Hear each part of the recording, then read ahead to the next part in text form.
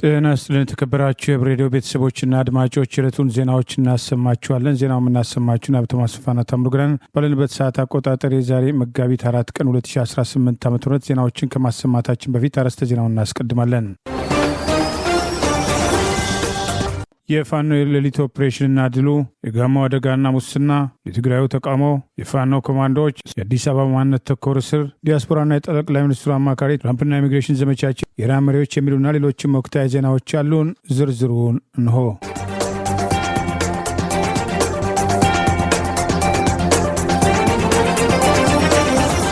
የአማራ ፋኖ ብሔራዊ ንቅናቄ ምዕራብ አማራ ቀጠና ቴዎድሮስ ዕዝ በጅጋ ከተማ ያደረገውን ውጊያ ተከትሎ ድል መቀዳጀቱን አስታወቀ።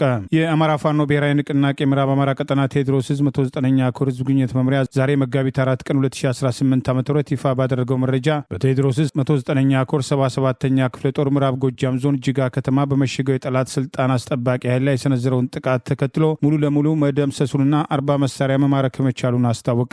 ቴዎድሮስ ዕዝ 109ኛ ኮር 77ኛ ክፍለ ጦር ትላንት መጋቢት 3 ቀን 2018 ጅጋ ከተማ በመሸገው የጠላት ኃይልን ለመደምሰስና ትጥቁን ሙሉ ለሙሉ ለመማረክ ትልቅ ወታደራዊ ዕቅድ በማቀድ የጠላትን አቀማመጥና የታጠቀውን መሳሪያ ሲያጠኑ በመቆየት በሌሊት በተወሰደ ኦፕሬሽን ጠላትን ሙሉ ለሙሉ ደምስሰው ያሰቡትን ማሳካት መቻላቸውን ይኸው መረጃ ጠቅሷል። የሻለቆቻቸውን ወታደራዊ ዝግጁነት ያረጋገጡት የ77ኛ ክፍለ ጦር ከሌሊቱ 9 ሰዓት ላይ በሰነዘሩት ጥቃት በአርፒጂና በቦምብ የጠላትን ምሽግ በመደረማመስ ጭምር ጠላት ያላሰበውን ጥቃት ያስተናገደ ሲሆን የጠላትን ኃይል በመደምሰስ በጠላት ምሽግ እየተረማመዱ የአብይ አገዛዝ ከአዘርባይጃን በልመና መጥቶ የዕቃ መጋዘን ውስጥ ያከማቸውን በርካታ ክላሽንኮቭ መሳሪያ መማረክ መቻላቸውን ጭምር ይኸው መረጃ ጠቅሷል። የቴዎድሮስ ዕዝ 109ኛ ኮር ንስሮቹ 77ኛ ክፍለ ጦር ከሌሊቱ 9 ሰዓት እስከ ሌሊቱ 11 ሰዓት ባደረጉት የሌሊት ውጊያ 32 ክላሽንኮቭ፣ 6 አብራራው፣ 1 ኤስኬኤስ፣ 15 የክላሽ ካዝና፣ በርካታ የክላሽና የብሬን ተተኳሽ መማረክ መቻላቸውን ይኸው መረጃ ጠቅሷል። ከ80 በላይ ሚሊሻ፣ ፖሊስ፣ አድማ ብተና ኃይል መደምሰሱን የጠቀሰው መረጃ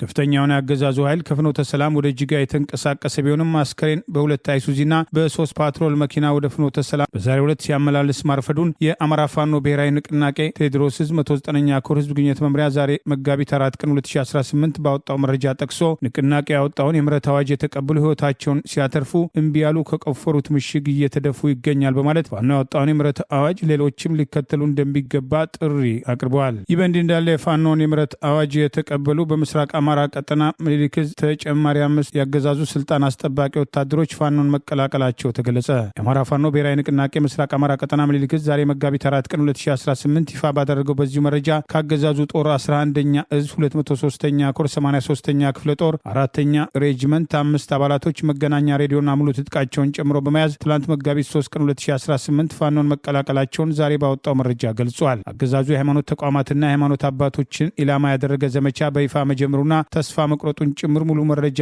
ይዘው ምኒልክ ዕዝ ልጅ ኢያሱ ኮር 23ኛ ክፍለ ጦር መቀላቀላቸውን ይኸው መረጃ ጠቁመዋል። የአገዛዙ ስልጣን አስጠባቂ ኃይል ራሱን መከላከያ ብሎ የሚጠራው ርስርሱ ወጥቶ እርስ በርስ እየተገዳደለ መሆኑን ጭምር መረጃ ያጋለጡት እነዚህ ወታደሮች የመዋጋት አቅም የለውም፣ ሁልጊዜ ይሰበስቡናል፣ የሰራዊቱ ከግማሽ በላይ የለም በማለት መሳሪያ እየጠረነፉ ዲሽቃ ሳይቀር የሻለቃ አመራሩ በገመድ ከእግሩ ጋር እያሰረ ነው የሚያድረው በማለት ተጨባጭ ሁኔታውን የገለጹ ሲሆን የጊዜ ጉዳይ እንጂ ሁሉም በቅርብ ያለውን መሳሪያ በመያዝ ፋኖን ይቀላቀላል ሲሉ እነዚህ የምህረት አዋጁን የተቀበሉ 5 ወታደሮች ፋኖን ከተቀላቀሉ በኋላ በሰጡት አስተያየት መግለጻቸውን ምስራቅ አማራ ቀጠና ምኒልክ ዕዝ ዛሬ መጋቢት 4 ቀን 2018 ባወጣው በዚሁ መረጃ ገልጿል።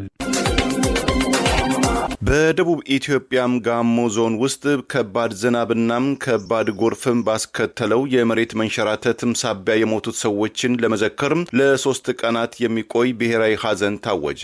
የሟቾች ቁጥርም ከ80 በላይ እንደሚሆን ተገለጸ። የሕዝብ ተወካዮች ምክር ቤት አፈጉባኤ አቶ ታገሰም ጫፎ ባስተላለፉት መልእክት በመሬት መንሸራተት ሕይወታቸውን ያጡ ወገኖችን ለመዘከር ከነገ ቅዳሜ ጀምሮ በመላው ኢትዮጵያ ውስጥ የ3 ቀናት የሐዘን ቀን እንዲሆን ታውጇልም ብለዋል። ባለፈው ማክሰኞ በተከሰተው ከፍተኛ ዝናብና የመሬት መንሸራተት ሳቢያም ሕይወታቸውን ያጡ በትንሹ 80 ወገኖች አስክሬን የተገኘ ሲሆን ቁጥሩም ሊጨምር እንደሚችልም ተሰክቷል። የክልሉ የኮሙኒኬሽን ዋና ኃላፊ አቶ ኃይለ ማርያም ተስፋዬም ተጎጆችን የማፈላለጉም ስራ ተጠናክሮ እየቀጠለ መሆኑን ለመገናኛ ብዙሃን የገለጹ ሲሆን የኢትዮጵያ ሰብአዊ መብት ከፍተኛ ኮሚሽን ዛሬ እንደገለጸው በመሬት መንሸራተቱ ሳቢያም 3461 ወገኖች ከቤት ንብረታቸው ተፈናቅለዋልም ብለዋል። የፌዴራል መንግስቱ የኮሚኒኬሽን ቢሮ በትላንትናው ዕለት እንደገለጸው ከክልሉ መንግስት ባለስልጣናት ጋር በመተባበር የእርዳታ ቁሶች ወደ አካባቢው መላኩን ገልጿል። የምስራቅ አፍሪካ በይነ መንግስት በእንግሊዝኛው ምህጻረ ቃል ኢጋድ ባለፈው ወር ባወጣው ትንበያ በኢትዮጵያ፣ በኬንያ፣ በደቡብ ሱዳን፣ በጅቡቲ፣ በሰሜን ሶማሊያ፣ በታንዛኒያ፣ በኡጋንዳ፣ በሩዋንዳና በብሩንዲ ከዚህ የመጋቢት ወር ጀምሮ እስከ መጪው ግንቦት ወር ድረስ ከመደበኛው የዝናብ መጠን 45 ከመቶ የበለጠም ዝናብ ሊጥል ስለሚችል አገራቱም ቅድመ ጥንቃቄ እንዲያደርጉ ሲል ማስጠንቀቁ አይዘነጋም። እንደ ኢትዮጵያም ለበርካታ ወራት በድርቅ ውስጥ ቆይታ የነበረችው ሰሞኑን ዋና ከተማም ናይሮቢን ጨምሮ በጎርፍ አደጋ የተጠለቀለቀችው ጎረቤት ኬንያ ከ40 በላይ ሰዎች ሕይወታቸውን አጥተዋል። የአገሪቱ ፕሬዝዳንት ዊሊያም ሩቶ ይህ የጎርፍ አደጋ በከተማ ውስጥም ሳይቀር መከሰቱ ከፍተኛ ጥንቃቄ እንድናደርግ ዳግም የማነቃቂያ ደውል ነው በማለት በማህበራዊ ትስስር ገጻቸው አጋርተዋል። ዘግይቶ በደረሰን ዜና በጋሞ ዞን በተከሰተው የመሬት መንሸራተት አደጋ የሟቾች ቁጥር 199 መድረሱን የክልሉ ባለስልጣናት ለመገናኛ ብዙሃን አስታውቀዋል። በመሬት መንሸራተቱ አደጋ ምክንያት የገቡበት ያልታወቀ 125 ዜጎችን የማፈላለግም ዘመቻም እየተካሄደ መሆኑም ታውቋል። ምኒልክ ዕዝና ቴዎድሮስ ዕዝ ለወራት በጥምረት ያሰለጠኗቸውን ኮማንዶዎች አስመረቁ። ለምሳ ሲያስቡ ለቁርስ አረግናቸው በማለት የአማራ ፋኖ ብሔራዊ ንቅናቄ ህዝብ ግንኙነት መምሪያ ኃላፊ የአገዛዙን እቅድ እያከሸፉ መምጣታቸውን ገለጸ። የአማራ ፋኖ ብሔራዊ ንቅናቄ ምዕራብ አማራ ቀጠና ቴዎድሮስ ዕዝ 201ኛ ኮር 64ኛ ክፍለ ጦርና የምስራቅ አማራ ቀጠና ምኒልክ ዕዝ አሳምነው ዕዝ በጋራ ያሰለጠኗቸው 2000 ኮማንዶዎች የሶስቱ ዕዞች ከፍተኛ አመራሮችን ጨምሮ የአማራ ፋኖ ብሔራዊ ንቅናቄ ምክትል ወታደራዊ አዛዥ ዋርካው ምሬ ወዳጆ፣ የአማራ ፋኖ ብሔራዊ ንቅናቄ ህዝብ ግንኙነት መምሪያ ኃላፊ አርበኛ አስረስ ማረ ዳምጤ፣ የድርጅቱ ዘመቻ መምሪያ ኃላፊ አርበኛ ባዩ አለባቸው እንዲሁም ጥሪ የተደረገላቸው እንግዶች በተገኙበት ማስመረቁን ዛሬ መጋቢት 4 ቀን 2018 ይፋ አድርገዋል። የፋኖን ወደ ተጠናከረ አንድ ድርጅት እየመጣ መሄድ በግልጽ እና በተግባር ያሳየ እርምጃ የተባለ ይኸው 2000 ፋኖች ከሁለቱ ቀጠናዎች ተውጣጥተው ለወራት ስልጠና ወስደው መመረቃቸው ተከትሎ የንቅናቄ ህዝብ ግንኙነት ኃላፊ አርበኛ አስረስ ማረ ዳምጤ ለምሳ ሲያስቡ ለቁርስ አረግናቸው እንኳን ደስ አላችሁ እንኳን ደስ አለን በማለት በደርግ ጊዜ የታወቀውን መፈክር ዋቢ በማድረግ ሁኔታውን በተመለከተ አስተያየቱን አስፍረዋል። ትላንት የማይረሳ ነገን በክንዱ የሚወስን የትውልዱ መተማመኛ ኃይል መፍጠር የዕለት ከዕለት ተግባራችን ነው በማለት ምርቃቱን አስታኮ ባሰፈረው አስተያየት የትላንት ድክመታችን የጋራ አመራር አለመኖር መሆኑን የተረዱ የአዲሱ ትውልድ ፊት አውራሪዎች አንድ ድርጅት በመሰረቱ ማግስት የጠላትን የመድፍ ባሩድ የታጠነ ቅልጥም ሰባሪ ግዙፍ ሰራዊት በጋራ ሰልጥነው አስመርቀዋል። ጠላቶቻችን ለወራት ተጨንቀው የመበተን እቅድ አውጥተው አለን የሚሉትን መሳሪያ ሁሉ በመያዝ ምልምል ሰራዊታችንን ለመበተን ያልሞከረው ሙከራ አልነበረም። ከድሽቃ እስከ ሞርተር ከመድፍ እስከ ድሮን በመያዝ በጫጫታቸው ሊያደናቅፉን ሞክረዋል፣ አልሆነላቸውም ሲል አስተያየቱን አስፍረዋል። በመጨረሻም ለምሳ ሲያስቡ ለቁርስ አደረግናቸው እንደተባለው ለጥፋት ሲያቅዱን ከጠላት እቅድ ቀድመን ከጠላት አፍንጫ ስር ቴዎድሮስ ዕዝ 201ኛ ኮር 64ኛ ክፍለ ጦር ምኒልክ ዕዝና አሳምነው ዕዝ በጋራ ያሰለጠኗቸውን 2000 ኮማንዶዎች የሶስቱ ዕዞች ከፍተኛ አመራሮች በተገኙበት ማስመረቃቸውን ጭምር ጠቅሷል። የድርጅቱ ዘመቻ መምሪያ ኃላፊ አርበኛ ባዩ አለባቸው እንዲሁም ጥሪ የተደረገላቸው እንግዶች ከሱና ከአርበኛ ምሬ ወዳጆ ጋር በስፍራው መገኘታቸውን የጠቀሰው አርበኛ አስረስ ማረ ዳምጤ የዓለምን የውጊያ ቴክኖሎጂ ሀገር ሀብት አሟጦና ለአዳዲስ ኢምፔሪያሊስቶች ተላላኪ በመሆን አብይ አህመድ የታጠቀውን መሳሪያ መክተል ለዚያ ያበቃነውን ትግል ወደ ስትራቴጂክ ማጥቃት አሸጋግረን ድል የምንጨብጥበት ጊዜ ቅርብ መሆኑን የምናረጋግጥበት ኃይል አፍርተናል። በዕለቱ በአካል ያልተገኙ የአማራ ፋኖ ብሔራዊ ንቅናቄ ሰብሳቢ አርበኛ ዘመነ ካሴና ወታደራዊ አዛዡ ጀነራል ተፈራ ማሞ እንኳን ደስ ያላችሁ መልእክት አስተላልፈዋል ሲል ይህኑ ምርቃት አስታኮ ባወጣው መረጃ ገልጿል። ፋኖ ከላይም ታችም እሳት እየወረደ ያገዛዙን የደህንነት መዋቅር በመበጣጠስ 2000 የሚሆኑ ኮማንዶዎችን ለወራት አሰልጥኖ ማስመረቁ አንድ ድርጅት መፍጠሩ በተግባር እየተረጋገጠና የድርጅቱንም ጥንካሬ ማሳያ መሆኑን ምርቃቱን አስታኮ በሚወጡ አስተያየቶች ተገልጿል። በዚሁ ምርቃት ስነ ስርዓት ላይ አማራ ፋኖ ብሔራዊ ንቅናቄ ምስራቅ አማራ ቀጠና ምኒልክ ዕዝ የድርጅት ጽህፈት ቤት ኃላፊ አርበኛ ደስታው መለስ ተመራቂ ፋኖችን አስመልክቶ ባስተላለፈው ንግግር ላይ ይህ ስኬት የጋራ ጥራታችን የጽናታችንና ለፍትህ ያለን የማይናወጥ አቋም ውጤት ነው። እነዚህ ብቁ ታጋዮች አሰልጥኖ ማስመረቅ ለቀጣዩ ጉዟችን ትልቅ ብርታትና የድል ዋስትና ነው። የእናንተ ያልተቆጠበ የድጋፍ የሞራል ስንቅ ከጎናችሁ መቆም ነው ዛሬ እዚህ ጀግኖችን ለምርቃት ያበቃቸው በማለት የድላችን ምንጭ ለሆናችሁ የፋኖ አባላትና ደጋፊዎች በሙሉ የቆምንለት ታላቅ ዓላማ በላቀ ወታደራዊ ብቃት የሚያስፈጽሙና የህዝብን አለኝታነት በተግባር የሚያረጋግጡ አዳዲስ የኮማንዶ ኃይሎችን በማፍራታችን እንኳን ደስ ያላችሁ በማለት አስተያየቱን ሰጥቷል። የኮማንዶዎቹ መመረቅ የውስጥ ደስታ ደስታዬን በከፍተኛ ሁኔታ ከፍ አድርጎታል ያለው የፋኖ አመራር ይህ ኃይል የህዝባችንን ሰላምና ክብር ለማስጠበቅ በሚደረግ ጉዞ ውስጥ የአንበሳውን ድርሻ እንደሚወጣ ሙሉ እምነት አለኝ በማለት የአማራ ፋኖ ብሔራዊ ንቅናቄ ምስራቅ አማራ ቀጠና ምኒልክ ጽህፈት ቤት ኃላፊ አርበኛ ደስታው መለሰ ምርቃቱ ላይ ባደረገው በዚሁ ንግግር ጠቅሷል። የኢትዮጵያ ብሔራዊ ተሃድሶ ኮሚሽን በሱዳን ድንበር አቅራቢያ ሰፍረው ከነበሩ ከህወሓት የቀድሞ የአርሚ 7 ታጋዮች መካከል ወደ 500 የሚጠጉት በአዋሽ አርባ ጊዜያዊ ማዕከል ትጥቅ በመፍታት ወደ ማህበረሰቡ የመቀላቀልና መልሶ የመቋቋም በእንግሊዝኛው ዲዲአር ሂደት ውስጥ እየተሳተፉ ይገኛሉ አለ። የክልሉ መንግስት ግን ዘገባውን አስተባበለ። የትግራይ ሰላምና ጸጥታ ቢሮ የኮሚሽኑን መረጃም አሳሳች ሲል የገለጸው ሲሆን መግለጫውን በትግራይ የሚገኘው ቢሮ ሳያውቀው የወጣ ነው ብሎታል። ቢሮ ባወጣው መግለጫም የኮሚሽኑን ጎምዛዛም ቀልድ ሲል የገለጸው ሲሆን የፌዴራል መንግስቱ የፕሪቶሪያውን የሰላም ስምምነትን ህጋዊ ፊርማዎችን ወደ ጎን በመተው ታጣቂዎችን በግል በማነጋገር ወደ ዲዲአር ሂደትም እንዲገቡ እያደረገ ነው ሲል ከሷል። ትችቱ የቀረበው ኮሚሽኑ ከ500 በላይ የሆኑ የአርሚ 7 አባላትም ቀደም ሲል የኢትዮጵያ መከላከያ ሰራዊት አባላት የነበሩና በትግራይ ጦርነት ወቅትም ከህወሓት ጋር ተሰልፈው የተዋጉ ወታደሮች በአዋሽ አርባ የመልሶ መቋቋም ዲዲአር ተግባራት መጀመራቸውን ማስታወቁን ተከትሎ መሆኑም ታውቋል። እንደ ኮሚሽኑ ገለጻም በቡድኑ በይፋም ከሰራዊቱ ለመሰናበት ለፌዴራል መንግስቱን ጥያቄ ያቀረበ ሲሆን በአሁኑ ወቅት በሀገራዊ የዲዲአር መርሃም ግብር አካላትነት የተሃድሶም ስልጠና እየወሰዱ ይገኛል።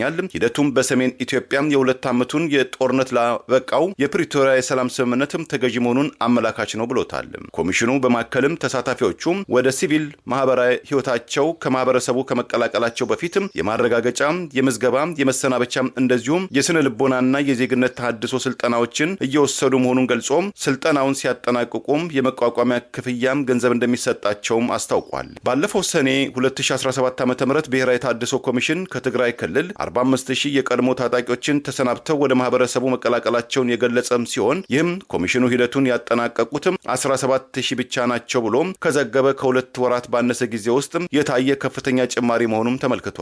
ይህ ወቅታዊ መረጃ ባለፈው ሰኔ 17 ከዲዲአር ጋር ግብረ ኃይል ጋር በተደረገ የፕሮግራም አፈጻጸም ግምገማ ወቅት የነበረ መሆኑ አይዘነጋም። የኮሚሽኑ የቅርብ ጊዜ ሪፖርት የሂደቱን ህጋዊነት በጠየቀው በትግራይ ደህንነት ቢሮ ትችት የገጠመው ሲሆን ቢሮ ባወጣው መግለጫ ኮሚሽኑ በትግራይ ክልል የሚገኘውን ቅርንጫፍ ሳያማክር ለቡድኑ የዲዲአር ስራ መጀመሩን መግለጹ ጎምዛዛ ቀልድ ነው ሲል አብጠልጥሎታል።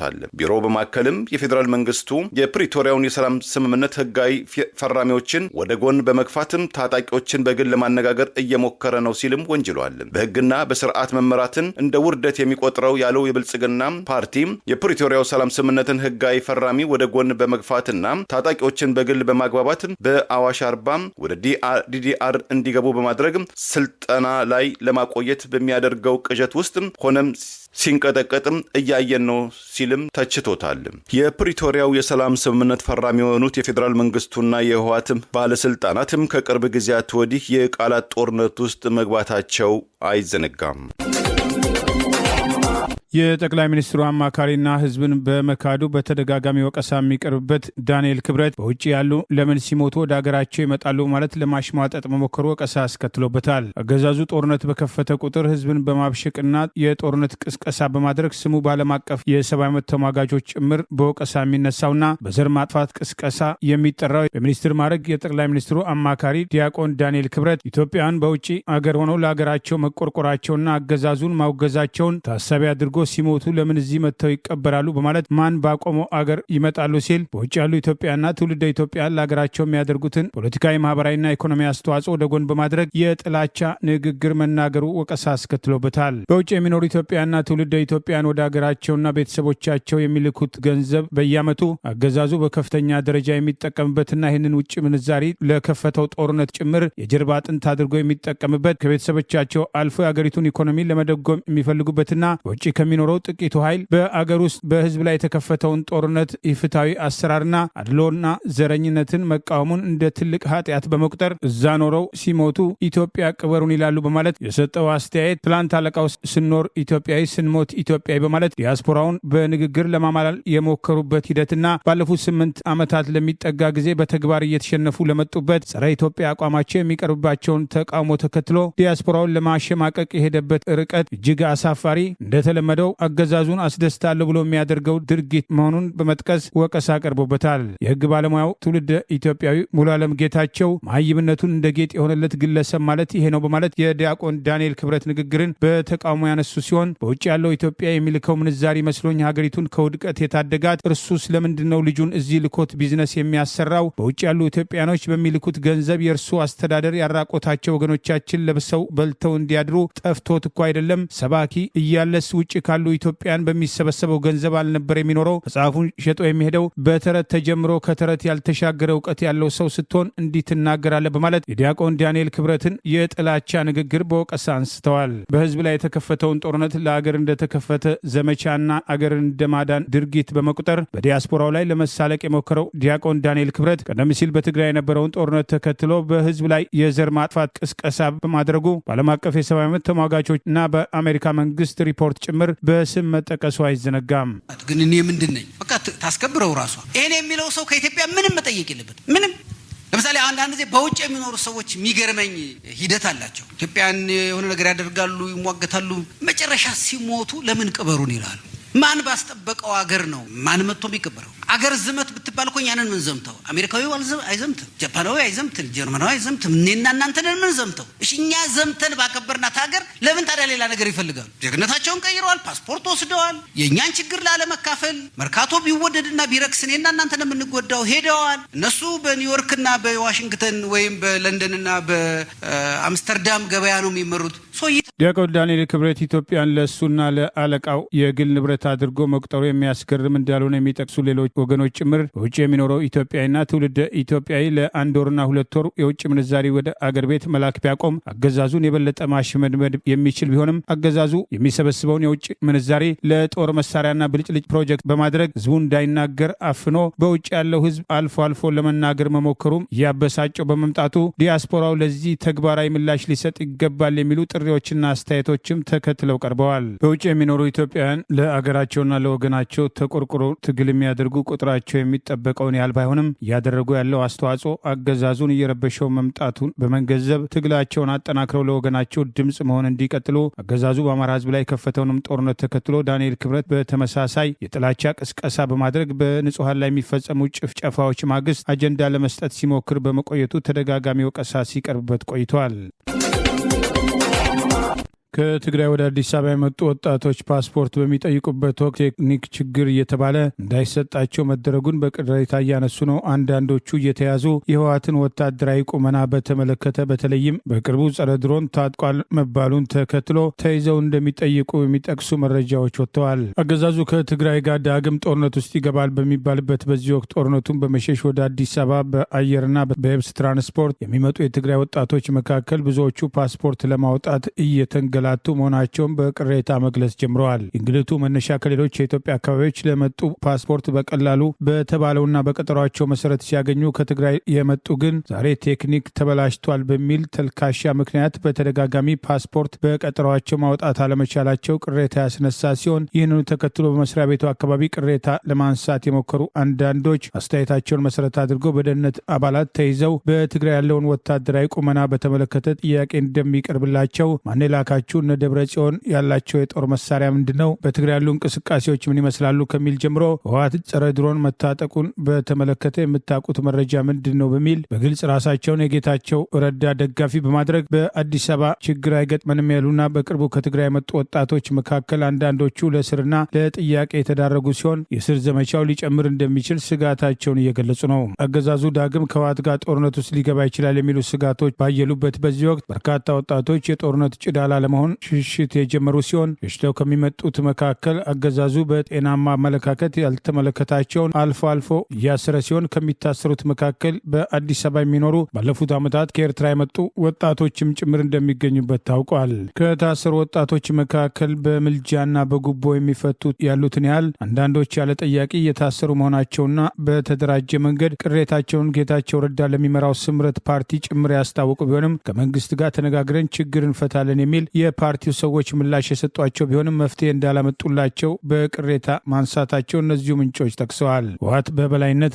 የፈጠረው ስርዓት የአማራ ብሔር ተወላጆችን በማንነት አነጣጥሮ ለጥቃት ያጋለጠ ሲሆን የፈጠረው ስርዓት ለትግራይ ተወላጆችም መትረፉ ከአገዛዙ ጋር ጦርነት ውስጥ በገባበት ወቅት በርካታ የትግራይ ተወላጆች በህወሓት ደጋፊነት ስም መታሰራቸውን የሚያነሱ ወገኖች የአማራ ብሔር ተወላጆችም አገዛዙ በአማራ ህዝብ ላይ ይፋ ጦርነት ከጀመረ በኋላ ያላንዳች ወንጀላቸው በማንነታቸው ሳቢያ ለስርና ለመከራ የተዳረጉ ሲሆን ዛሬም ድረስ የአማራ ብሔር ተወላጅ የሆኑ ወጣቶች በተለይም ከአማራ ክልል የተለያዩ አካባቢዎች መጥተው የራሳቸውን ስራ ሰርተው የሚተዳደሩ ጭምር በአገዛዙ የደህንነት አባላት በማንነታቸው ሳቢያ የጥቃት ኢላማ በመሆናቸው ለእስርና ለእንግልት መዳረጋቸውን የሚጠቅሱ ወገኖች በትግራይ ጦርነት ወቅት የታየው ሁኔታ አሁንም እያገረሸ መምጣቱ ምልክት ይመስላል በማለት የትግራይ ወጣቶች ላይ እየተወሰደ ያለው የእስር ዘመቻና ኢሚግሬሽን ተከትሎ ፓስፖርት ላለመስጠት የሚሰጡ ምክንያቶችም የዚሁ ጫና አካል መሆናቸውን በቅሬታ መነሳት ጀምረዋል። አገዛዙ ወደ ትግራይ ካሰማራው በርካታ ኃይል መካከል የተወሰነውን ወደ ኋላ እየሳበ ሲሆን ትናንት አዲስ አበባን ሙሉ ለሙሉ ወደ ኦሮሚያ ክልል ለመጠቅለልና የአዲስ አበባ ነዋሪዎችን እንደ ውጭ ሀገር ዜጋ በመቁጠር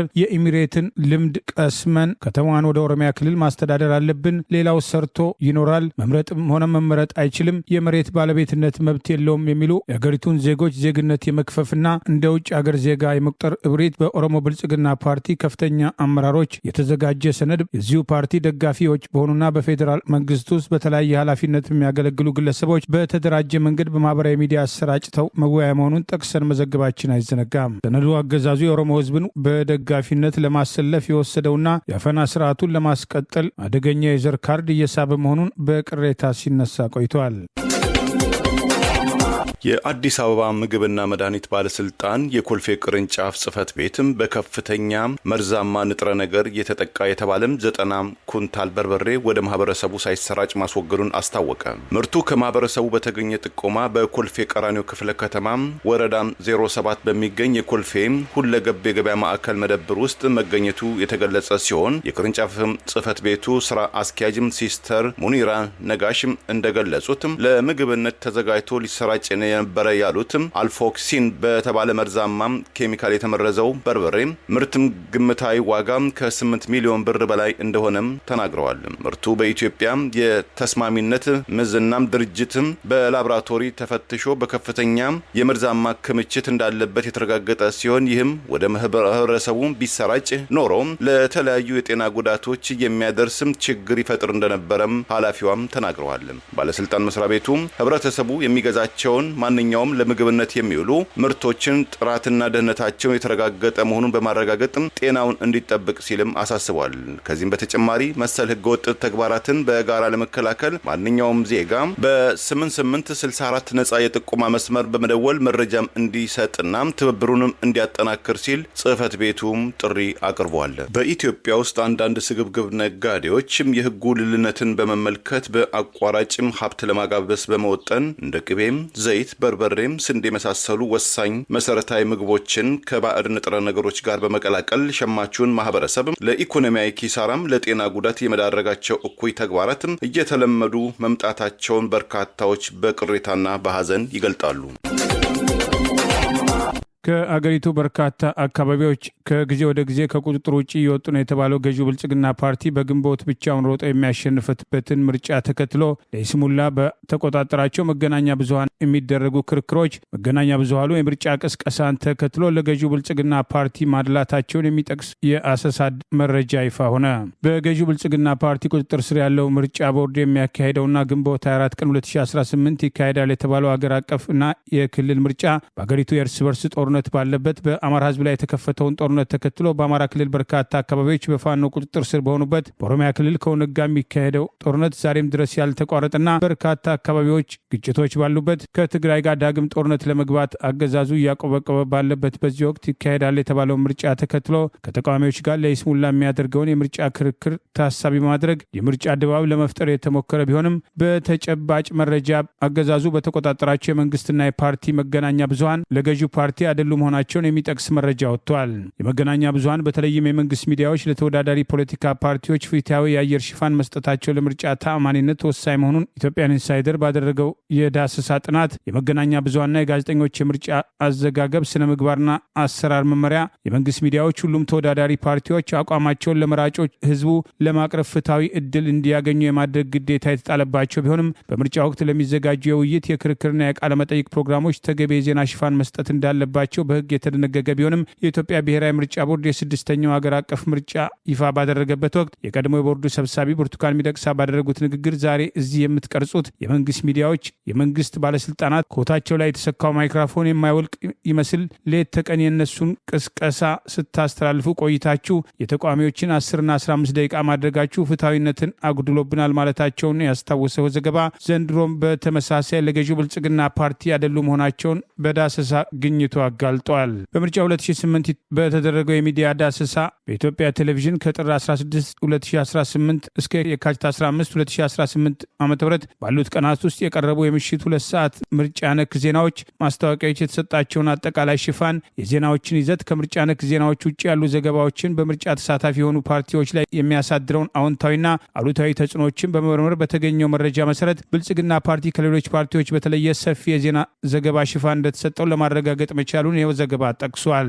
አብይ አህመድ በምርጫ ቀርቶ በወታደራዊ አመፅም ሆነ በተቃውሞ ግርግር ስልጣኑን ከሚያጣ ሞት እንደሚመርጥና ሬሳዬ ካልሆነ ከቤተ መንግስት ውስጥ አይወጣም በማለት ለቀድሞው የኦሮሚያ ክልል የካቢኔ አባል ዶክተር ሚልኬሳ ሚዳጋ ጽህፈት ቤቱ ድረስ በማስጠራት እንዳስጠነቀቀውና እኔ ስልጣን ፊት የሚቆም ካለ በቢላዋ ከትፋችኋለሁ በማለት እስከ ማስፈራራት የደረሰበትና ድንጋጤ ውስጥ የከተተውን ሁኔታ በማስታወስ ምስክርነት መስጠቱ አይዘነጋም። በአሁኑ ወቅት አገሪቱ የእርስ በርስ ጦርነት ባለበት በርካታ የህሊናና የፖለቲካ እስረኞች በታሰሩበት ሁኔታ ለይስሙላ የሚደረገውን ምርጫ ተከትሎ በተለጣፊነት ከሚንቀሳቀሱት ውጭ አንድ ሁለት ራሳቸውን ችለን እንቀሳቀሳለን የሚሉ ተቃዋሚዎችም ከአጃቢነት ያለፈ ሚና እንደማይኖራቸውና ይልቁኑ ምርጫውን ቦይኮት እስካላደረጉ ድረስ የገዢው ብልጽግና ፓርቲ የይስሙላ ምርጫ ተባባሪ መሆናቸው በወቀሳ ሲነሳ መቆየቱ አይዘነጋም። ገዢው ብልጽግና ፓርቲ ኢህአፓን ጨምሮ አንዳንድ ፓርቲዎች ምርጫው ሲደርስ ህገወጥ ተግባራትን መሰረት አድርገው ምርጫውን ቦይኮት ሊያደርጉ ይችላሉ በሚል ከወዲሁ ጫና ውስጥ እንደከተታቸው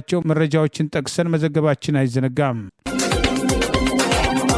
በጋሞ በመሬት መንሸራተትና በጎርፍ አደጋ ህይወታቸውን ያጡና ከቤት ንብረታቸው የተፈናቀሉ የገጠር ነዋሪዎችን ለመርዳት የሚደረገው እንቅስቃሴ ከዚህ ቀደም በጎፋ አደጋ የነበረውን የእርዳታ አሰባሰብና ሙስና ችግር የቀረፈ አለመሆኑን በቅሬታ ተነስቷል። እርዳታው ከተማ፣ ችግሩ ያለው ገጠር ነው የሚል ቅሬታዎች ተነስተዋል። በደቡብ ኢትዮጵያ ክልል በጋሞ ዞን ጋጮ ዳባና ሌሎች ወረዳዎች የተከሰተውን የመሬት መንሸራተት አደጋ ከ100 በላይ ሰዎችን ህይወት ቀጥፎ አንዳንዶች ዛሬም ድረስ አስከሬናቸው ያልተገኘ እና ፍለጋ ላይ ሲኮን በአካባቢው ከቤት ንብረታቸው ተፈናቅለው ችግር ላይ ሆኑ ወገኖችን ለመርዳት የሚደረገው እንቅስቃሴ በከተሞችና በባለስልጣኖች ዙሪያ አካባቢ መሆኑ ተጨማሪ ጥርጣሬ ፈጥረዋል። የድጋፍ አሰጣጥ ሂደቱ በጎፋ አደጋ የታዩትን መሰረታዊ ስህተቶችና የምዝበራ ክፍተቶችን እየደገመ መሆኑ ተጋልጧል በማለት WT ሚዲያ መረጃዎቹን ጠቅሶ ይፋ እንዳደረገው አስቸኳይ እርዳታ የሚያስፈልጋቸው ወገኖች ያሉት አደጋው በተከሰተባቸው በጭቃ በተከለሉት ገጠራማ ስፍራዎች ቢሆንም የገንዘብና የቁሳቁስ ድጋፎች እየተረከቡ የሚገኙት በአርባ ምንጭ ከተማ የሚገኙ የዞን አመራሮች ናቸው ሲል አጋልጧል። አመራሮቹ አደጋው በደረሰበት ቦታ ተገኝተው ለተጎጂዎች ቀጥታ ከማድረስ ይልቅ ሰርቲፊኬትና ቼክ በመያዝ ፎቶ መነሳት ላይ መጠመዳቸው የቁሳቁስ መባከንና የመዘግየት ስጋት ይፈጥራል ያለ ሲሆን ለአብነት ዛሬ የጎፋ ዞን የ1 ሚሊዮን ብርና የቁሳቁስ ድጋፍ ለጋሞ ዞን አመራሮች ሲያስረክብ የታየው በአርባ ምንጭ ከተማ እንጂ ተጎጂዎች ባሉበት ስፍራ አለመሆኑን ጠቅሷል። በጎፋው ኬንቾ ሻቻ እልቂት ወቅት ከተሰበሰበው ወደ 1 ቢሊዮን ብር የሚጠጋ ገንዘብ ውስጥ ከፍተኛ ምዝበራ የተፈጸመው ልክ እንዳሁኑ እርዳታው በተጎጂዎች እጅ ሳይሆን በካድሬዎችና በአመራሮች እጅ እንዲያልፍ በመደረጉ ነው። እርዳታው በከተማ ተቀብሎ በቢሮክራሲ እንዲዘገይ ማድረግ፣ የቁሳቁስ መቀነስ እና የገንዘብ ማጭበርበር እንዲፈጠር ቀዳዳ ይከፍታል ሲል ይኸው ዘገባ ጠቅሷል። የወረቀት ላይ ሪፖርትና የመሬት ላይ እውነታ እንዳይገናኙ የሚያደርገው ይኸው አመራሩ ከተጎጂዎች ርቆ በከተማ መቀመጡ ነው። ህዝቡና ምሁራን እየጠየቁ ያሉት አመራሮች ለምን አደጋው በተከሰተበት ቀበሌና ወረዳ ሆነው ቀጥታ ለተጎጂዎች እገዛ አያደርጉም የሚል መሆኑንም ጠቅሷል። በመንግስት ሚዲያዎች የሚታዩ ምስሎች አመራሮች በመኪና ተከበው እርዳታ ሲቀበሉ የሚያሳዩ እንጂ በጭቃ ውስጥ ገብተው ተጎጂዎችን ሲያጽናኑና ድጋፍ ሲቀበሉ የሚያሳይ አይደለም። ይህ አካሄድ በህዝቡ ዘንድ ያለውን የአመኔታ ቀውስ ይበልጥ እያስፋፋው ይገኛል። የጋሞ ወገኖችን እምባ ለካድሬዎች የሀብት ምንጭ ሊሆን አይገባም። እርዳታ ሰጪ አካላት ድጋፋቸውን ቀጥታ ለአደጋው ሰለባዎች መድረስ እንዲያረጋግጡና የዞን አመራሮችም ከቢሮ ወጥተው አደጋ ወደ ደረሰበት ገጠር እንዲወርዱ እናሳስባለን በማለት የአካባቢውን ጉዳይ ትኩረት ሰጥቶ የሚዘግበው ይኸው ሚዲያ በዘገባው አሳስበዋል። ከዚህ ቀደም በጋሞ በመሬት መንሸራተት ሳቢያ ለሞቱ ወገኖች የተሰበሰበውን ከ1 ቢሊዮን ብር በላይ የሚሆን በርካታው ለተጎጂዎች ያልደረሰና የክልሉን ፕሬዝዳንት ጨምሮ በርካታ ባለስልጣናት በሙስና እጃቸው እንዳለበት በተደጋጋሚ በቅሬታ ሲነሳ መቆየቱ አይዘነጋም። የእርዳታ አሰባሰብ ግልጽነትና ተጠያቂነት ከሌለበት ተጎጂዎች ቀደም ሲል በጋሞ በመሬት መንሸራተት ጉዳት የደረሰባቸው መልሰው ያልተቋቋሙና ዛሬም ችግር ላይ ያሉ ሲሆን ሰሞኑን የደረሰውም አደጋ ተከትሎ ተመሳሳይ ድርጊት እንዳይፈጠር ባለስልጣናት አደጋ ወደ ደረሰበት ቦታ ከመሄድ ይልቅ አስቸኳይ ባንክ አካውንት ከፍተው የእርዳታ ጥሪ ማድረጋቸው እርዳታው ተጎጂዎችን የሚወክሉ ወገኖች ጭምር በኮሚቴ የተካተቱበት ግልጽ አሰራር እንዲኖር ሌሎችም በበኩላቸው ጥሪ ማቅረብ ጀምረዋል። በአፍሪካ አህጉር የሚገኙ ወጣቶች በምዕራቡ ዓለም ከሚገኙ የዕድሜ አቻዎቻቸው በተሻለ መጠን የአእምሮ ጤናማነት እንዳላቸው አንድ ጥናት ገለጸ። ጥናቱም ገንዘብ ጤንነትን፣ ደስታን አይገዛም ይላል። ዓለም አቀፉ የአእምሮ ጤናን የሚዳስሰው ሳፊን የተሰኘው የላቦራቶሪ ማዕከል በ84 ሀገራት ውስጥ በሚገኙ ዕድሜያቸው 18 ዓመት በሞላቸውና ከዚያም በላይ በሆኑ 1 ሚሊዮን ወጣቶችና አዛውንቶች ላይ ባደረገው ዳሰሳ እንደ ጋና፣ ናይጄሪያ በመሳሰሉ የአፍሪካ አገራት የሚገኙ ወጣቶች በአሜሪካም ካሉ የዕድሜ አቻዎቻቸው ዕለታዊ ኑሯቸውን ያለ ጭንቀት ያለ ባህሪ ለውጥ በተሻለ መጠን ያከናውናሉ ብለዋል። በዚህ መለኪያም ዕድሜያቸው ከ18 እስከ 34 ዓመታት የሞላቸው ጋናውያን ወጣቶች በአሜሪካም ከሚገኙ የዕድሜ አቻዎቻቸው 69 ለ36 በሆነ ልዩነት የተሻለ የአእምሮ ጤንነትም ይመራሉ ሲል ጥናቱ ገልጿል። በጥናቱ መሰረት በአፍሪካ አህጉር ውስጥ ከፍተኛ የአእምሮ ጤናማነት ወይም ማይንድ ሄልዝ ልህቅነት የታየባቸው 5ቱ አገራት ጋና፣ ናይጄሪያ፣ ኬንያ፣ ዚምባብዌና ታንዛኒያ መሆናቸው ተገልጿል። የሳፊን ላብ መስራችና ዋና ሳይንቲስት ታራም ታጀሪካን በሰጡት አስተያየት የአእምሮ ጤንነትን በተመለከተ ሁልጊዜ የአገራት ሀብትና እድገት ወሳኝ መለኪያም ተደርጎ ሊወሰድ አይገባም የሚል አስተያየትም ሰንዝረዋል። እንደ ምሳሌነት ካቀረቡ የምዕራባውያን አገራት መካከል አንዷ በሆነችው በምድረ አሜሪካ ውስጥ የቤተሰብ ጥምረት ወይም ፋሚሊ ቦንድ መላላትም፣ ሁሉም ገለልተኛ መሆኑ፣ ለመንፈሳዊ አገልግሎት ትኩረት አለመስጠትም፣ ልጆች በአብዛኛው ጊዜም ዘመናዊ የቴክኖሎጂ መሳሪያዎችም ስማርትፎን ላይ መጠመዳቸው፣ ወጣቶች በቤትም ከሚሰሩ ምግቦችም በፋብሪካ የተፈረኩ ወይም ፕሮሰስድ ፉዶች ላይ ጥገኛ እንዲሆኑ መደረጉ እንደ አገር እንደ ማህበረሰብ ዋጋ እያስከፈለም ስለሆነ የህግ አርቃቂዎችና ወላጆችም ትኩረት ሊሰጡት ይገባልም ብለዋል። በተቃራኒው በአፍሪካ የሚገኙ ወጣቶችም ከላይ የተጠቀሱት ምክንያቶችም ተጠቂ ባለመሆናቸው በርካታ አፍሪካን ወጣቶችም አእምሯቸው ጤናማ ነው ሲሉም ሳይንቲስቷም ገልጸዋል። እድሜያቸው ከ18 ዓመት እስከ 34 ዓመታትም ከዚያም አልፎም ከ55 ዓመታት በላይ በሆናቸው ሰዎች ላይ በተደረገው ጥናትም ከሰሃራ በታችም ያሉ አገራት ውስጥ የሚገኙ ዜጎችም የተሻለ የአእምሮ ጤንነት ማይንድ ሄልዝም ያላቸው ሲሆን አዛውንቶችን በተመለከተም ላቲን አሜሪካውያን፣ ካሪቢያን፣ ኤሲያውያን፣ ሰሜን አሜሪካ፣ ምስራቅ አውሮፓ፣ ማዕከላዊ ኤሲያ፣ መካከለኛው ምስራቅም፣ ሰሜን አፍሪካም፣ ኦሺኒያም ከፍተኛ ነጥብ ማስቆጠራቸው ተመልክቷል። በኢትዮጵያ ውስጥ የተከሰተው የእርስ በርስ ጦርነት፣ የኮሮና ቫይረስ ወረርሽኝ፣ የኑሮ ውድነት፣ መፈናቀል በርካታ ወጣቶችን ለአእምሮ ጤንነት መናጋትም ድባቴናም ተስፋ መቁረጥም እንደዳረጋቸው የቀደሙ ጥናቶች ቢገልጹም በርካታ ኢትዮጵያን ወጣቶች ከቤተሰቦቻቸው ጋር ያላቸው የጠበቀ ቁርኝትና ለእምነታቸው ቅርብ መሆናቸው ከገንዘብ በላይ እንደጠቀማቸው በስፋትም ይታመናል። ትራምፕ ስለ ስደተኞች የሚሰጧቸው አስተያየቶች የጥላቻ ወንጀሎችን ሊያነሳሱ ይችላሉ በማለት የተባበሩት መንግስታት ድርጅት አስጠንቅቋል። ፕሬዚዳንት ዶናልድ ትራምፕና ሌሎች የአሜሪካ ፖለቲከኞች የሚጠቀሟቸው የዘረኝነት ጥላቻ ንግግሮች የሰብአዊ መብት ጥሰቶችን እያባባሱ ነው ሲል የተባበሩት መንግስታት ተቆጣጣሪ ቡድን ማስጠንቀቁን የተለያዩ መገናኛ ብዙሃን ዘግበዋል። የተባበሩት መንግስታት የሚደገፈውና የዘር መድሎ የሚከላከለው ኮሚቴ CRD ባወጣው ሪፖርት አሜሪካ ዓለም አቀፍ ሕግ እንድታከብርና የሰብአዊ መብት ፖሊሲዎችን እንድትገመግም ያሳሰበ ሲሆን ስደተኞችና ጥገኝነት ፈላጊዎችን እንደ ወንጀለኞች ወይም ሸክም በማድረግ በመንግስት ፓርቲ ከፍተኛ ደረጃ ባሉ ፖለቲከኞችና ተደማጭነት ባላቸው ሰዎች በተለይም በፕሬዝዳንቱ መገለጻቸው የዘር መድሎና የጥላቻ ወንጀሎች ሊያነሳሳ እንደሚችልም ገልጿል። ዋይት ሀውስ ሪፖርቱን ውድቅ በማድረግ የማይጠቅምና አድሎ የታየበት ሲል ያጣጣለው ሲሆን ያላቸው ከፍተኛ ለምን ማንም ሰው በቁም ነገር እንደማይመለከታቸው የሚያሳይ ነው በማለት የዋይት ሀውስ ቃል አቀባይ ኦሊቪያ ዊልስ ትራምፕ የአሜሪካን ድንበር ለማስጠበቅ የሚያደርጉትን ጥረት በማስታወስ ሪፖርቱን አጣጥለዋል። ማንም ሰው ባለሙያዎች ስለሚባሉት የተባበሩት መንግስታት ባለሙያዎች ግድ የለውም፣ ምክንያቱም አሜሪካውያን ከመቼውም ጊዜ በበለጠ ደህንነቱ በተጠበቀና ጠንካራ በሆነ ሀገር ውስጥ እየኖሩ ነው ሲሉ አስተያየታቸውን ሰጥተዋል። በጄኔቭ መቀመጫውን ያደረገው ኮሚቴ ፕሬዚዳንት ዶናልድ ትራምፕ አስተዳደር የኢሚግሬሽን ማስፈጸሚያ አጀንዳ በሪፖርቱ ትኩረት ሰጥቶ የገለጸ ሲሆን ስደተኞች፣ ጥገኝነት ጠያቂዎችና ሌሎችም በተለየ መልኩ ኢላማ የሚያደርጉ የዘፈቀደ የማንነት ማረጋገጥ ተግባራት በጣም ያሳስቡኛል ሲል ገልጿል። ይኸው ሪፖርት የተለያዩ አጋጣሚዎችን በርከት አድርጎ ባይጠቅስም በሚኒሶታ ለስደተኞች ስርዓት ምክንያት የነበረውን ዘመቻ ሜትሮ ሰርጅና ሁለቱ አሜሪካውያን ሬኔ ጉድና አሌክስ ፕሪቲ ህይወታቸው ያለፈበትን ይህንኑ ተከትሎ በመላ ሀገሪቱ የተቀሰቀሰውን ተቃውሞ ግን አካቶ ይዞ ወጥተዋል። ግድያ በኋላ በሚኒሶታ ስደተኞችን ማሳደዱ መቀነሱን የጠቆመው ሪፖርት ሁለቱ ግድያዎች በዓለም አቀፍ የሰብአዊ መብቶች ህግ መሰረት ከፍተኛ ጥሰቶች እንደሆኑም ገልጿል። በትምህርት ቤቶች፣ በጤና ተቋማትና በአምልኮ ቦታዎች አቅራቢያ ስደተኞችን ኢላማ ያደረጉ እንቅስቃሴዎች አሜሪካ እንድታቆም ጥሪ ያቀረበው ይህ ሪፖርት ስደተኞችና ጥገኝነት ጠያቂዎችን እንደ ወንጀለኛ ወይም እንደ ሸክም አድርጎ የሚገልጹ የዘረኝነትና ሰብአዊነትን የሚያዋርድ ቋንቋን ጨምሮ እየጨመረ የመጣው የዘረኝነት ጥላቻ ንግግር በጣም አሳሳቢ መሆኑን ጭምር ትኩረት ሰጥቶ አንስተዋል። ተቋሙ ከዚህ ቀደም ባወጣቸው ሪፖርት ከቀድሞ ፕሬዚዳንቱ ባራክ ኦባማና ጆ ባይደንን ጨምሮ በተለያዩ አስተዳደሮች ወቅት በአሜሪካ ይታያል ያለውን ዘረኝነትና መድሎ አውግዞ የነበረ ሲሆን ፕሬዚዳንት ዶናልድ ትራምፕ በሁለተኛው የስልጣን ዘመናቸው ህጋዊ ሰነድ የሌላቸውን ስደተኞች ለማባረር ሰፊ ጥረት ጀምሬያለሁ ቢሉም ይህ በምርጫ ቅስቀሳ ወቅት ቃል የገቡት ጉዳይ ሲሆን ከፍተኛ ድጋፍ አስገኝቶላቸው እንደነበር አይዘነጋም። ይህንን ቃላቸውን ለመጠበቅና ስደተኞች ለማስወጣት በዚህ ዓመት መጀመሪያ በሚኒሶታ፣ ሚኒያፖሊስ ጨምሮ በሺህ የሚቆጠሩ የፌዴራል ፖሊስ አባላትን ወደ አሜሪካ ከተሞች ማሰማራታቸው ከሁለቱ አሜሪካውያን ግድያ በተጨማሪ የአሜሪካ ዜጎች ጭምር ተጠርጥረው ለመታሰር፣ ለመንገላታት፣ ለሰብአዊ መብት ጥሰት መዳረጋቸውና ዘመቻው ዘረኝነት የታከለበት ህግና ስርዓት ያልተከተለ በመሆኑ በአሜሪካ የህግ መወሰኛ ምክር ቤት፣ ሴኔትና ኮንግረስ የዴሞክራቲክ ፓርቲ እጩዎች የሀገር ውስጥ ደህንነት መስሪያ ቤት ለኢሚግሬሽን ዘመቻ እያካሄደ ያለውን እንቅስቃሴ ህጋዊ አሰራር እንዲከተል በማለት በጀትና ጽድቅም ማለታቸውን ተከትሎ በሪፐብሊካን በኩል በከፊል በጀቱ በተለይም በአየር ማረፊያዎች ጥበቃና ፍተሻ ለሚያደርጉት እንዲለቅ ዲሞክራቲክ ፓርቲ ተወካዮች በኩል የቀረበላቸውን ጥያቄ ባለመቀበል ዛሬም አጀንዳው ሰፊ መነጋገሪያ ሆነዋል። ሰሞኑን ከአሜሪካና ከእስራኤል ጣምራ የሚሳይልና የቦምብም ጥቃትም ተሸሽገው የነበሩት የኢራን ከፍተኛ ባለስልጣናት ዛሬ በቴህራን ጎዳና ላይ ከህዝባቸው ጎን ታዩ።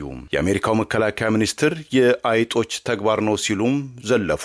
አሜሪካም አዲሱ የኢራን መሪ ለጠቆመ የ10 ሚሊዮን ዶላር ጉርሻም እሰጣለሁ ስትል አስታወቀች። ጦርነቱ በተጀመረ ባለፈው የካቲት ወይም ፌብሩዋሪ 28 2026 ማግስት የሃይማኖታዊ መሪዋም አሊ ኻሜኒን የመከላከያ ሚኒስትሯ ከፍተኛ መረጃና ወታደራዊ ባለስልጣናትን ጨምሮም ከ50 በላይ አመራሮቿን በአሜሪካና በእስራኤል ጣምራ ጥቃት ያጣችው ኢራን እስራኤል የፍልስጤም ራስ ገዝን በኃይል የያዘችበትን አግባብን ለመቃወም በታላቁ የረመዳን ጾም የመጨረሻው ሰሞን አርብ የሚደረገውን ዓለም አቀፉ የቁዱስ ቀንን ዛሬ ለማክበር በቴህራን ጎዳና ላይ በተካሄደው ህዝባዊ ትዕይንት ላይ የአገሪቱ ፕሬዝዳንት ማሱድም ፓሽካንና የውጭ ጉዳይ ሚኒስትራቸው ሰኢድ አባስ አርጋችን ጨምሮ በርካታም ከፍተኛ የአገሪቱ ባለስልጣናትም ታድመዋል።